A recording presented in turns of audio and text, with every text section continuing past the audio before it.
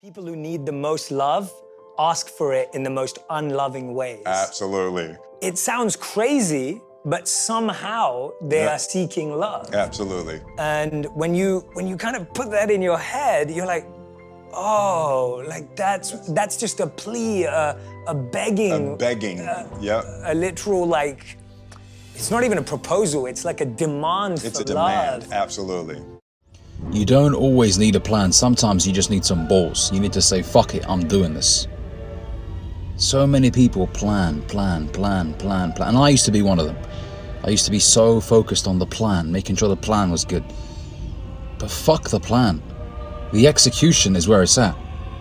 An imperfect plan executed is better than a perfect plan that's never executed. So quit with the whole planning. You're procrastinating, that's what you're doing. You're trying to avoid the work. And you trick yourself into thinking, well, this is the grind. I am technically grinding. You're wasting time. You learn as you go along. The plan can never be perfect completely. There's always things that you discover along the way, things you learn along the way. So just fucking execute, pull the damn trigger. My wife always says, hey, you look good. I say, I look better in 30 more days. I always live my life in 30 days. Next month I'll do this. Next month I have that company. Next month I'll own this building. My life is a 30-day extension of my existence. 30 days is a habit. That's why I do. Everything's 30 days I do, because that becomes your habit. I think that's a great philosophy. Money doesn't grow on.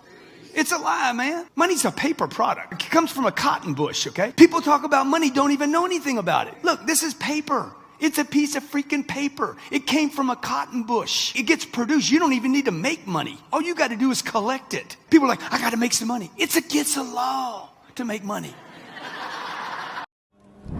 Fight every battle, everywhere, always, in your mind. Everyone is your enemy. Everyone is your friend. Every possible series of events is happening all at once. Live that way, and nothing will surprise you. Most people spend money on dumb things, which then forces them to do things they don't want. They should return their BMW and get a Toyota. I own a BMW, god damn it. And that's why, and honestly, that becomes the vulnerability. Why do you own a BMW? Because I love the car, just the brand, and I love driving it, so I don't know. So to me, that's where it gets interesting, right? Do you, or do you like what the brand does to make you look to other people? I don't know, I'm not assuming. I know, you have a point, you have a point. I know I have a point, I don't know you, but I know in the macro that 98% of people that buy a Mercedes or BMW likes what it makes other people think of them, not that they like it. And that $487 a month versus what they really need, which is $100 a month, is why they have a job they hate, because they're paying for a life that means nothing. Here's a skill that I wish I learned so much earlier in my life. This is useful.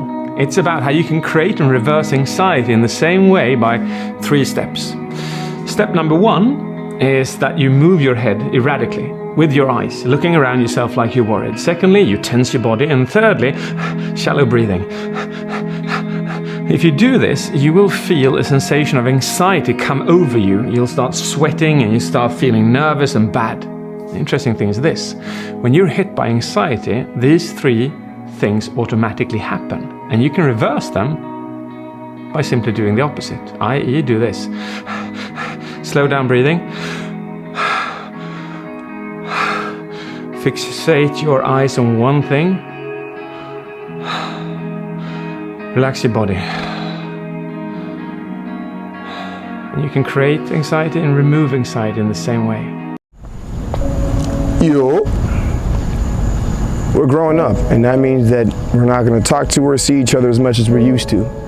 And that's just reality, but in case the day comes that we never speak to each other again, I just want you to know that I'm glad I met you. Because we have made memories that will live in me forever. And it's because you're a real one. Lovely. I had to convince myself that I'm gonna make it, you know, regardless of how people felt at that time. And what it does is it makes you feel like, well, it made me feel like there's going to be points that people are going to mistake my confidence for arrogance, because they don't understand the process I went through and how much I had to believe in myself in order to make these things happen. I feel like you can will yourself into a good space. Things that are meant to happen will. And if you believe in yourself enough, you can help yourself learn. You know what's really sad? Parents that were forced by their parents to be engineers and doctors and hated it are forcing their kids to be engineers and doctors. It's a vicious cycle. The only way to break it is to actually understand that the best thing you can do to love your parents is to make yourself happy so that you don't resent your parents for the rest of your life.